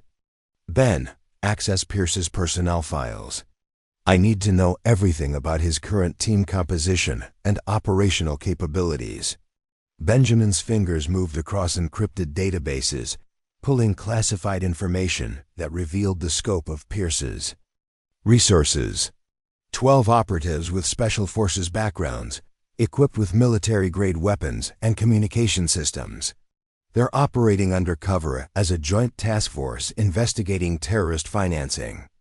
Amanda studied the tactical assessment, noting that Pierce had assembled a team capable of overwhelming any resistance the local sheriff's department or civilian security could provide. Sheriff Santos was a competent law enforcement officer, but she was trained for domestic criminal activity, not military-style operations designed to eliminate witnesses and cover up federal crimes. What about the children? Amanda asked, accessing surveillance feeds from Little Angels Daycare through systems that Pierce probably didn't know existed. Benjamin connected to real-time intelligence networks, monitoring communication traffic between Pierce's team and their command structure. They're treating the daycare as a containment facility. Orders are to isolate all witnesses and maintain operational security until primary objectives are achieved. Amanda felt rage building in her chest, cold, controlled fury that had once made her willing to fly into situations where survival was measured in seconds rather than hours. Pierce wasn't just eliminating Iron Eagle squadron survivors. He was using innocent children as human shields, betting that their presence would prevent Amanda from taking aggressive action against his team. Ben, send everything we have to every intelligence oversight committee, every investigative journalist, and every government watchdog organization that specializes in exposing federal corruption. Benjamin began transmitting files through multiple encrypted channels, ensuring that Pierce's conspiracy would be exposed even if they didn't survive the next 12 hours. But Amanda was already planning beyond survival. She was planning to end Pierce's operation permanently. Ghost, even if we expose Pierce's network, his team is still on the ground in Idaho with orders to eliminate witnesses. Those children are going to die unless we can get there in time. Amanda accessed satellite surveillance of Riverside, using military reconnaissance systems to assess the tactical situation surrounding Little Angels Daycare. Pierce's team had established a perimeter that would prevent local law enforcement from intervening while maintaining the appearance of legitimate federal operations. Ben, I need you to do something that's going to put you in serious danger, Amanda said, making calculations that involved sacrificing operational security for tactical advantage. What do you need? Amanda's voice carried the weight of decisions that would either save 21 innocent children or get everyone killed in the attempt. I need you to contact Pierce directly. Tell him you've captured Ghost, and that you're willing to negotiate her surrender in exchange for the safety of the civilians in Riverside. Benjamin understood immediately. You want to use yourself as bait to draw Pierce away from the daycare.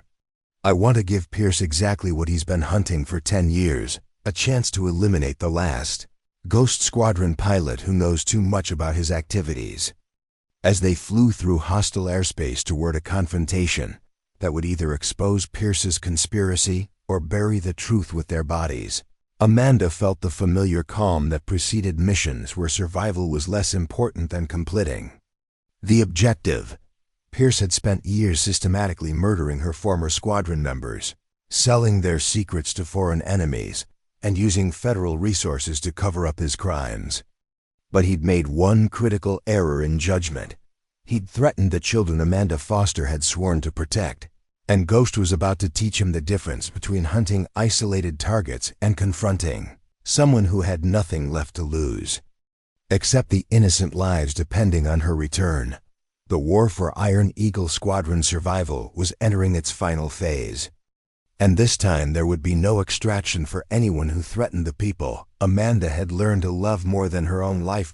In the distance, storm clouds gathered over the Rocky Mountains, and Amanda pushed her helicopter harder toward the confrontation that would either end Pierce's conspiracy or add her name to the list of Iron Eagle Squadron members who died protecting secrets that were worth more than their lives.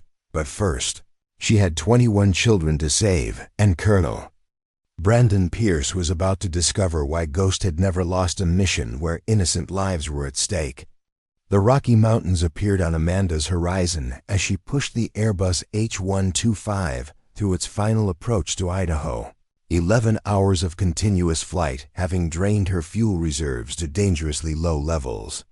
But through encrypted communication channels, Benjamin Scott had established contact with Colonel Brandon Pierce, and the conversation that followed revealed everything Amanda needed to know about the man who'd been systematically murdering her former squadron members. Pierce knows you're coming, Benjamin reported through the intercom, his voice carrying the tension that came with negotiations where every word could mean life or death. He's agreed to meet at the abandoned Riverside Airport, 6 miles north of town. Just you, no backup, no weapons except standard sidearm. Amanda checked her instruments, noting that the abandoned airport would provide the tactical advantage Pierce needed: open ground where approaching aircraft would be visible for miles, multiple escape routes if the confrontation went wrong, and isolation from civilian populations that might witness what really happened. What about the children? She asked, adjusting her flight path toward coordinates that would bring her into weapons range of someone who'd spent years planning her elimination. Benjamin consulted his secure tablet, monitoring communication intercepts between Pierce's team and their command structure. He's keeping them at the daycare as insurance. His exact words were that civilian casualties would be regrettable but necessary if you don't surrender unconditionally. Amanda felt the cold rage that had once made her willing to fly missions where survival was measured in heartbeats rather than hours. Pierce wasn't just eliminating witnesses to his espionage activities. He was using innocent children as human shields, betting that her protective instincts would make her accept death rather than risk their lives.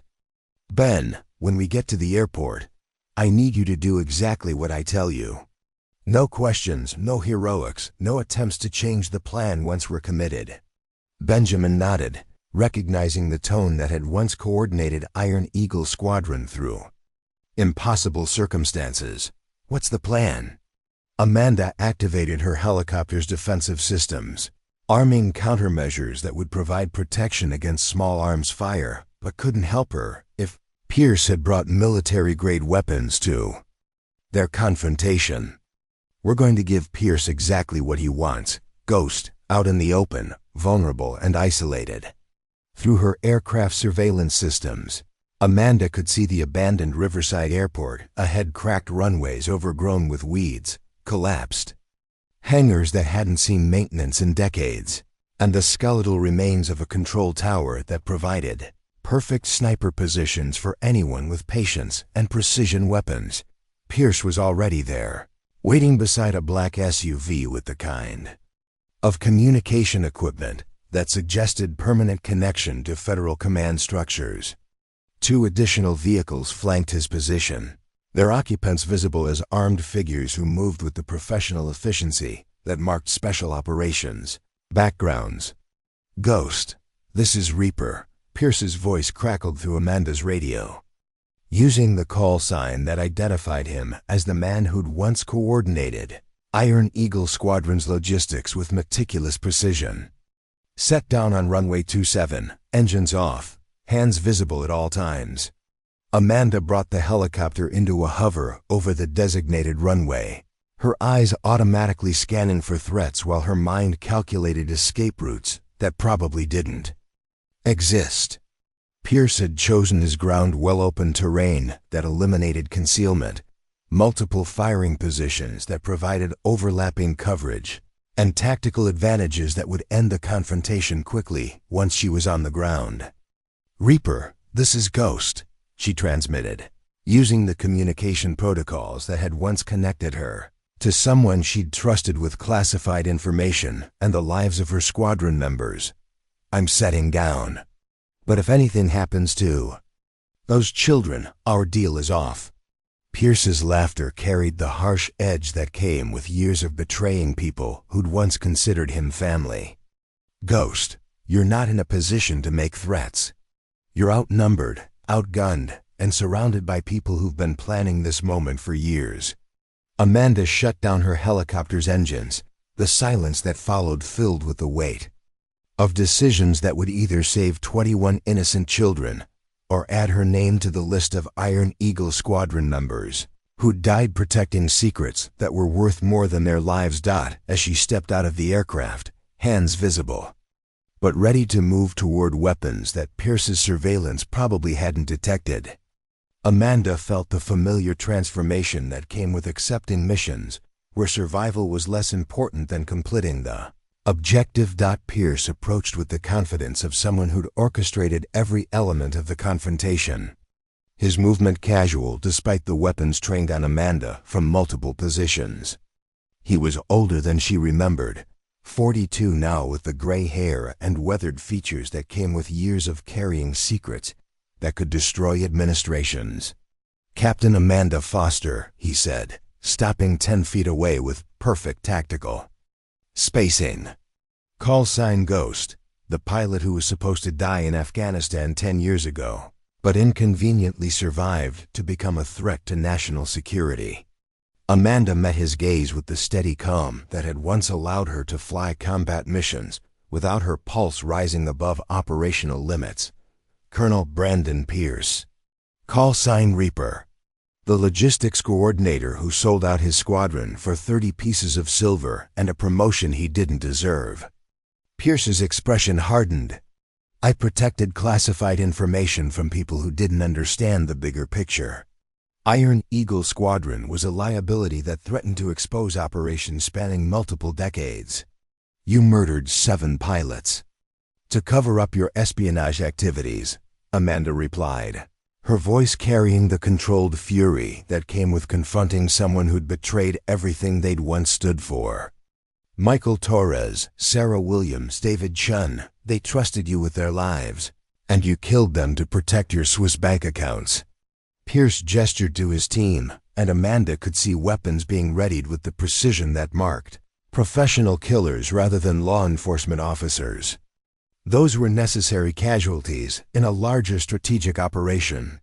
Just like the children at Little Angels Daycare will be necessary casualties if you don't surrender. Amanda felt the weight of encrypted communication devices hidden in her flight suit, recording every word Pierce spoke for transmission to intelligence agencies that specialized in prosecuting federal corruption. But recorded confessions wouldn't save the children if Pierce's team eliminated her before the evidence could be delivered.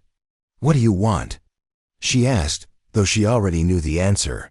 Pierce smiled with the satisfaction of someone who'd spent years planning this moment. "I want you to disappear permanently. No more Ghost Squadron survivors, No more witnesses to operations that never officially existed. No more threats to people who've spent their careers protecting national security. Amanda looked toward the mountains where Little Angels Daycare sat, surrounded by Pierce's operatives, 21 children whose safety depended on decisions she was about to make in the next 60 seconds. "And if I refuse?" Pierce's expression grew cold. "Then Little Angels Daycare suffers a tragic fire. 21 children and 2 temporary caregivers die in an accident that will be investigated by federal agencies under my control. You'll watch them burn, and then you'll join them." Amanda felt the familiar calm that preceded combat, her pulse steady despite the magnitude of what Pierce was threatening. 7 years of reading bedtime stories and wiping away tears had taught her that some things were worth more than survival, the trust of innocent children who depended on adults to keep them safe. "Colonel Pierce," she said, her voice carrying the authority that had once commanded Iron Eagle Squadron through missions that existed at the intersection of duty and impossibility. "You made one critical mistake in your conspiracy." Pierce's confidence wavered slightly. "What mistake?" Amanda smiled, and for a moment, Pierce saw the young pilot who'd once been legendary for bringing people home from situations that should have been fatal. "You assumed I came here alone." The sound of rotor blades filled the air as Benjamin Scott's helicopter appeared over the ridge, followed by 2 more aircraft carrying Agent Chen's federal task force and a full squad of military police equipped with arrest warrants and evidence that would end Pierce's conspiracy permanently. But Amanda was already moving, her hand finding the concealed weapon Pierce's surveillance had missed, because Ghost had learned long ago that the best tactical advantage was the one your enemy never saw coming. The firefight at Riverside Airport lasted exactly 93 seconds, but those seconds contained enough violence to end a conspiracy that had been years in the making. Pierce's team opened fire the moment they realized Amanda's backup had arrived, their weapons trained on federal agents who'd come equipped with evidence that would dismantle their entire operation. Amanda rolled behind her helicopter's landing gear as bullets sparked off the aircraft's armored hull, her concealed sidearm already in her hand as she calculated firing angles that would neutralize Pierce's snipers without endangering the federal agents moving to surround the airport. The tactical training that had made her legendary in Iron Eagle Squadron wasn't limited to flying. She'd been cross-trained in ground combat, because pilots who survived impossible missions needed skills that went beyond aircraft operation. "Federal agents, drop your weapons." Agent Chun's voice echoed across the abandoned runway through electronic amplification systems that made resistance seem futile. But Pierce's team wasn't composed of people who surrendered easily. They were special operations veterans who'd spent their careers in situations where capture meant torture and execution. Pierce himself had taken cover behind his SUV, a secure communication device pressed to his ear as he coordinated with elements Amanda couldn't see. "All units, initiate containment protocols. Eliminate all witnesses and prepare for emergency extraction." Amanda felt her blood turn to ice. Containment protocols was Iron Eagle Squadron terminology for operations, where civilian casualties were acceptable losses in service of larger strategic objectives. Pierce wasn't just threatening the children at Little Angels Daycare, he was ordering their elimination to prevent his conspiracy from being exposed. She keyed her encrypted radio to the frequency Benjamin Scott was monitoring. "Eagle 6, Pierce just ordered containment protocols. The children are in immediate danger." Benjamin's response came through weapons fire and rotor blade noise as his helicopter provided close air support for Agent Chun's ground forces. "Copy. Ghost, I'm monitoring communications from the daycare. Pierce's team is preparing to implement emergency procedures." Amanda broke cover, sprinting toward Pierce's position with the controlled aggression that had once made her willing to fly into enemy territory without backup. 2 of Pierce's operatives turned their weapons toward her, But Agent Chun's snipers eliminated them with precision that marked federal training at its finest. Pierce saw her coming and raised his sidearm, his expression carrying the desperate calculation of someone whose carefully planned operation was collapsing around him. Ghost, one more step and those children die. My team has orders to implement scorched earth protocols if I don't check in every 10 minutes. Amanda stopped 15 feet away, her weapon trained on Pierce's center mass while her mind raced through tactical options that might save 21 innocent lives. Behind Pierce, she could see Agent Chun's team moving to secure the perimeter. But their success at the airport was meaningless if Pierce's backup plan eliminated the witnesses he'd been trying to silence. "Colonel Pierce," she said, her voice carrying the authority that had once commanded Iron Eagle Squadron through impossible circumstances, "your conspiracy is over. Agent Chun has evidence of your espionage activities, your financial crimes, and your systematic murder of Iron Eagle Squadron personnel. Surrender now, and the children live." Pierce's laughter carried the harsh edge of someone who'd spent years betraying people who'd trusted him with their lives. "You think this ends with my arrest? Ghost, I've been feeding classified information to foreign intelligence services for 5 years. The network I've built spans multiple agencies and goes all the way to congressional oversight committees." Amanda felt the weight of implications that extended far beyond Pierce's individual crimes. If his conspiracy included federal legislators, then the classified operations that had defined Iron Eagle Squadron's existence might be compromised at levels that threatened national security itself. Who else? She demanded, moving closer while keeping her weapon trained on Pierce's vital zones. Pierce smiled with the satisfaction of someone who'd planned for this moment. "Senators who've been selling Defense Committee information. Pentagon officials who've been coordinating with foreign buyers. CIA division heads who've been eliminating witnesses to protect their own criminal activities." Agent Chun approached from Pierce's blind side, his weapon ready, but his expression carrying the professional calm that marked federal agents who specialized in arresting people whose crimes could destabilize governments. "Colonel Pierce, you're under arrest for espionage, murder, and conspiracy against the United States. You have the right to remain silent." Pierce's response was to key his communication device one final time. "All units, implement containment protocols immediately. Scorched earth authorization confirmed." Amanda felt time slow to the crystalline clarity that had once allowed her to fly combat missions where split-second decisions meant survival or death. Pierce's final order would trigger the elimination of everyone who could testify about his conspiracy, not just the children at Little Angels Daycare, but the federal agents who'd arrested him, the military personnel who'd provided backup, and anyone else who'd learned too much about operations that were supposed to remain classified forever, but Ghost had spent years preparing for. Moments when impossible decisions had to be made in seconds rather than hours. She shot Pierce twice. In the chest, center mass shots that ended his ability to coordinate with his network while keeping him alive long enough to provide the information. Agent Chun would need to dismantle the conspiracy completely. As Pierce collapsed beside his SUV, his communication device still active, Amanda could hear voices asking for confirmation of orders that would never come. Without Pierce's direct authorization, his team would default to defensive positions rather than offensive elimination protocols. "Eagle 6, this is Ghost," she transmitted to Benjamin Scott. "Primary target is neutralized. What's the status?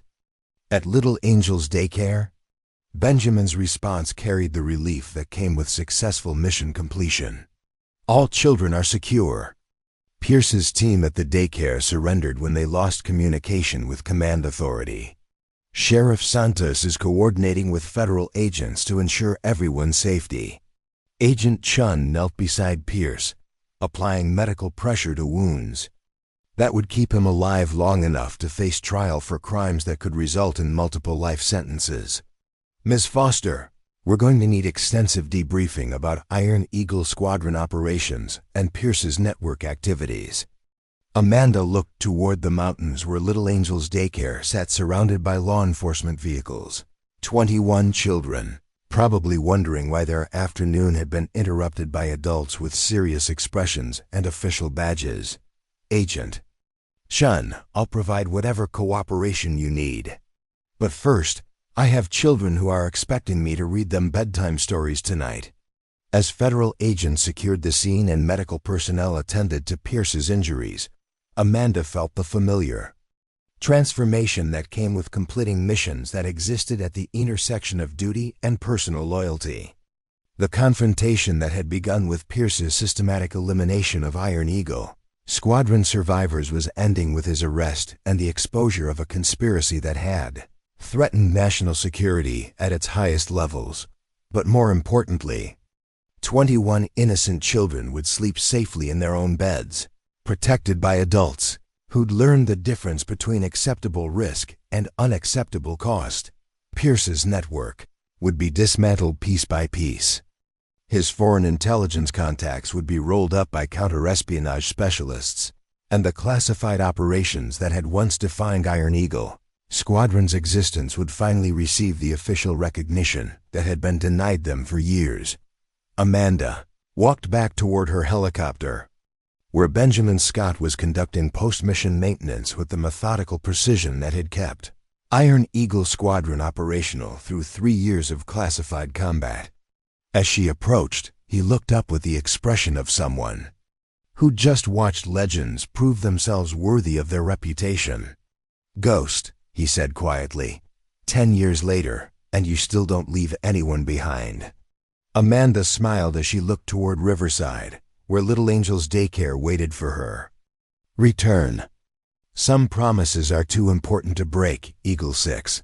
Some families are worth more than the missions that try to tear them apart. The war for Iron Eagle Squadron survival was over, but Amanda Foster's real mission protecting the innocent children who'd become her world was just beginning its next chapter. 3 weeks after Colonel Brandon Pierce's arrest made headlines that would reshape congressional oversight of classified operations, Amanda Foster stood in the kitchen of Little Angels Daycare, preparing afternoon snacks for 21 children, who had no idea their beloved Miss Amanda had recently dismantled an international conspiracy while flying a helicopter across 3 continents. The normalcy felt surreal after everything that had happened.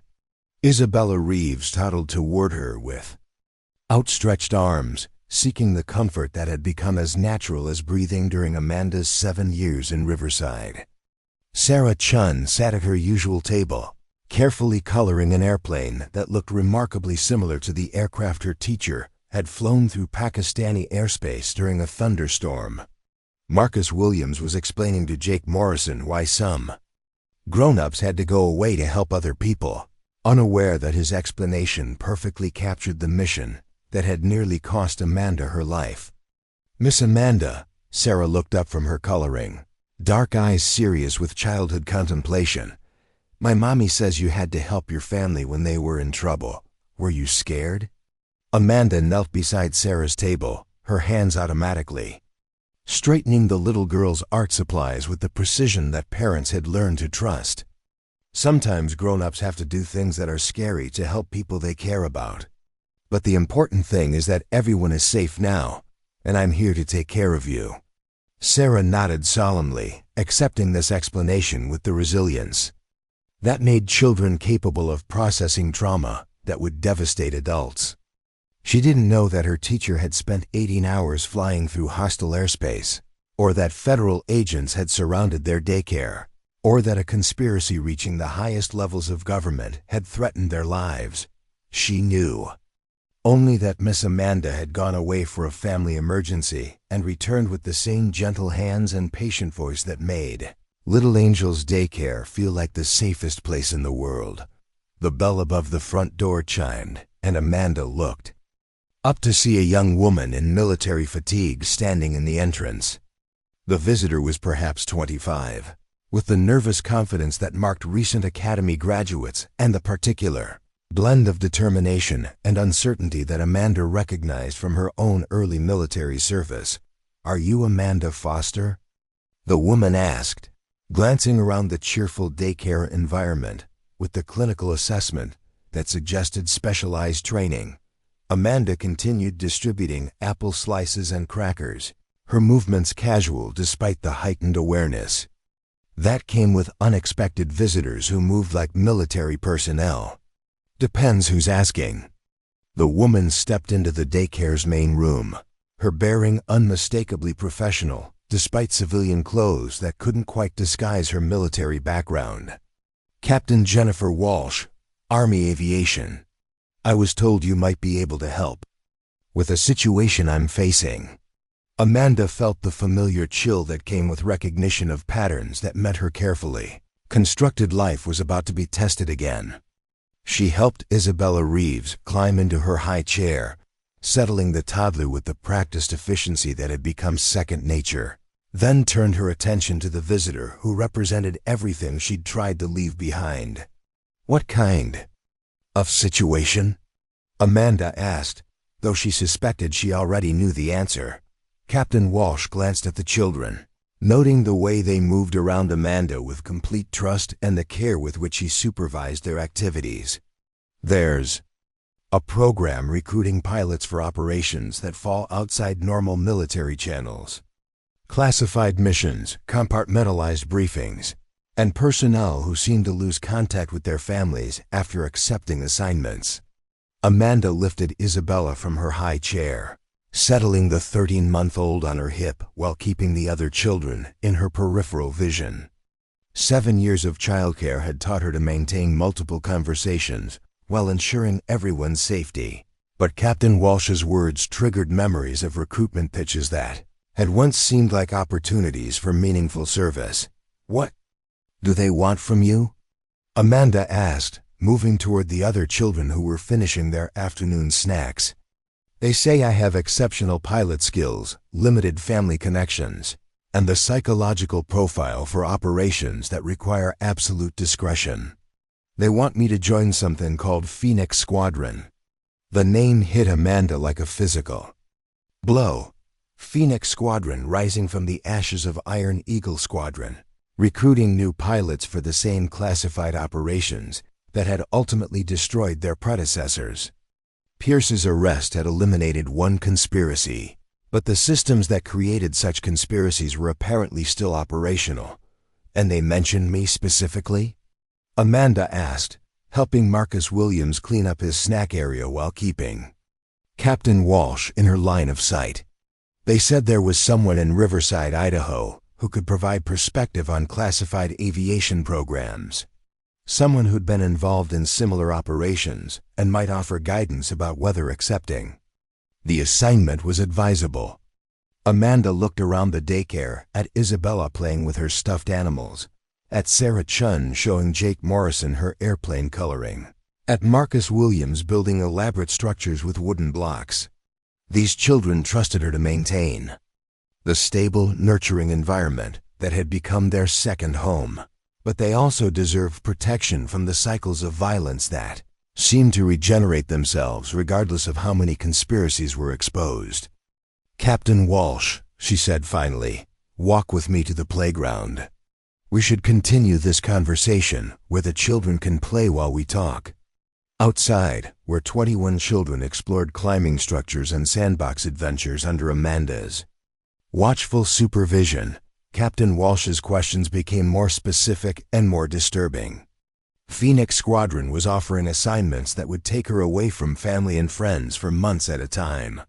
Mission briefings were classified beyond normal security clearances, and pilots who accepted these positions seemed to develop the same isolation and paranoia that Amanda recognized from her own Iron Eagle Squadron experience.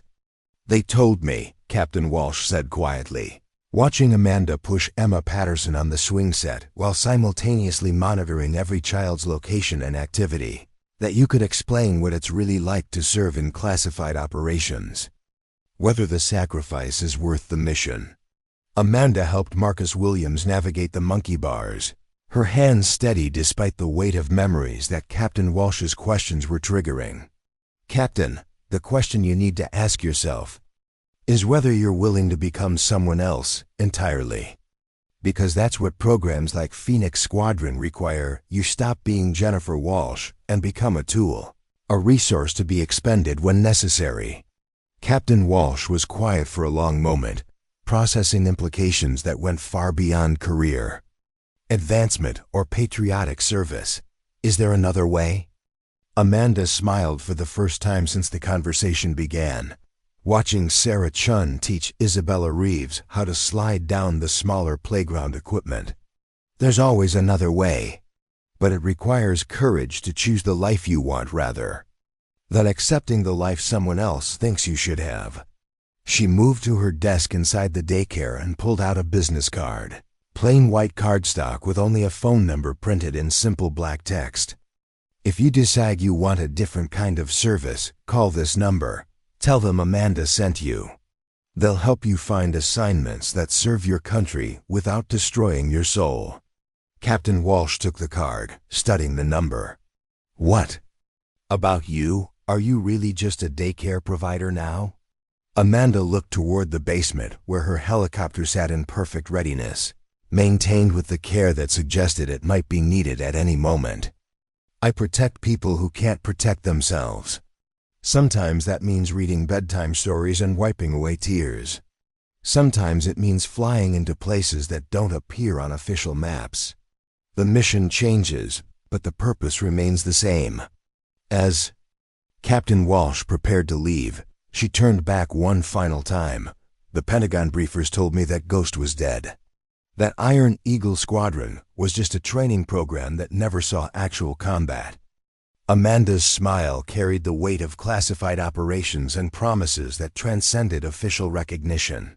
Maybe Ghost is dead, but legends have a way of inspiring the living, and some missions are too important to abandon just because the paperwork says they don't exist. After Captain Walsh left, Amanda returned to supervising afternoon activities, her hands moving through familiar routines while her mind processed the implications of Phoenix Squadron's existence.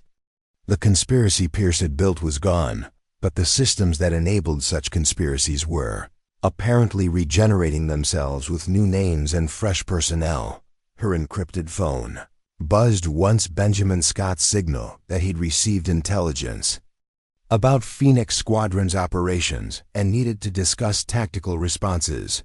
The war for Iron Eagle Squadron's legacy might be over, but the broader conflict between classified necessity and human cost was continuing with new players and evolving threats. But as Amanda watched 21 children prepare for the end of another safe day at Little Angels Daycare, she felt the satisfaction that came with knowing her real mission remained unchanged. Some legends never truly died, they just evolved to meet new challenges while protecting the innocent people who made such protection worthwhile. The basement held secrets that could reshape governments, but the playground held laughter that made those secrets worth defending. And in the growing twilight of an Idaho evening, Amanda Foster continued writing her story on her own terms, one protected life at a time. In the distance, her helicopter waited in perfect readiness, because some promises were too important to break and some fights were too necessary to avoid. Ghost might officially be dead, but Amanda Foster was very much alive, watching over those who couldn't protect themselves and ready to fly into hell one more time if justice required it. Up next, you've got 2 more standout stories right on your screen. If this one hit the mark, you won't want to pass these up. Just click and check them out. And don't forget to subscribe and turn on the notification bell so you don't miss any upload from us.